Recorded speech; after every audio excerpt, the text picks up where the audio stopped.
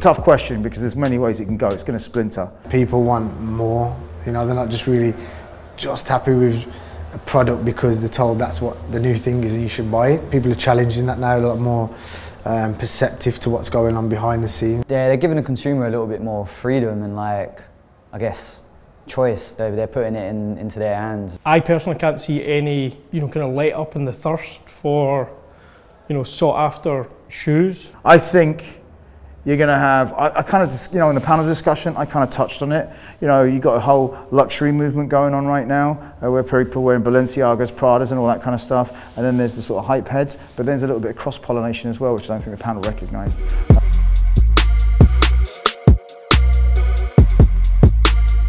Parts of society and parts of people that are into like shoes, not just sneaker culture, will start doing their own thing with these products, you know, with footwear, you know, from high end to low end. I think we're going to start seeing a bit more of a separation, I think.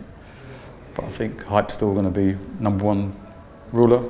I think other things will happen.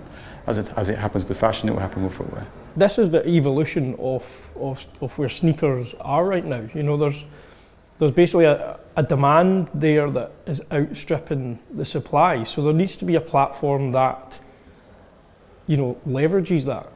Like technology is going to have a big role to play within things. Like how people engage in the process of like product. And there's going to be a throwback to things being a little bit more rudimentary, but then there's also going to be the future tech. And is there going to be where future and retro chic and aesthetics combine? I reckon so. But the thing is, you've got a myriad of options. You've got how many different designers getting involved now from all aspects. You're getting young Instagrammers getting pulled through and becoming part of the program. You're getting, you know, people who go through traditional methods of study coming through, and then you're going to get the people who come in it from different angles as well and getting involved. I really appreciate a really great construction on a garment or a product or a shoe, and I can kind of tell when something's not made that well. At the moment, social media is so like huge, so people kind of more so value aesthetic or what it looks like on the gram per se, as opposed to what it may feel like in real life. A Nike ID, like, and a bespoke experience, I think that will become a little bit more normal. I'm surprised like Nike ID hasn't actually like blown up a little bit more now, considering it's been going for like what, since like the early 2000s, like 2002 or something like that. How many people are actually brave enough to step over that mark and put their money into something that, you know, okay, you got an option, I can put £100 into these new off-white blazers or whatever and accrue like £500 worth of stock value, or have I got the confidence and courage to be able to go and support this new brand that I actually believe in their values? Do you know what I'm saying? I think it's like a romanticised ideology that is beautiful and we want to see more of it, and I think we are seeing more of it, but we also see more of the hype and everything else, that people are conforming more. So it's like the two are kind of growing together, so it's like interesting. Being able to like select a certain sole unit to go into like an upper, like I can definitely see that happening, and that'd be crazy as well. You know, to select like a, say it's Adidas, select a certain shoe, alright cool, do I want to keep it close to the original, or do I want to completely like mash it up and create a hybrid? I can definitely see that happening, and that'd be very exciting. People are starting to use the gyms more, you know, gyms are popping up all over the place. So I notice in London there are more gyms than ever. And people are starting to wear different types of shoes, their fitness shoes, with their everyday shoes. We'll take something and make it our own. Again, that's what's going to happen. Not a fashion item and then we just wear it. We're going to take a function and make it our own, reappropriate it. I think it's that desire to be individual and to kind of put your own stamp on things. Customization is so big right now, especially in sneakers and streetwear, because people don't really want to buy a product that's everywhere or that everyone's wearing. They all want something special. But I think that's kind of plays on the whole idea of like limited releases, which are also special and people can't get access to them, so they think I'll make my own.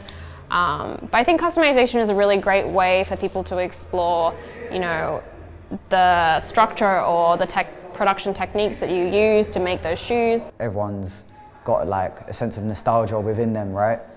So there's always going to be that shoe that'll come back out and you're like, alright, you know what, it does look a little bit dated now, but I had them when I was like 12 or like 25 or whatever. It's nice to have them again. So like, retro is always going to have its place.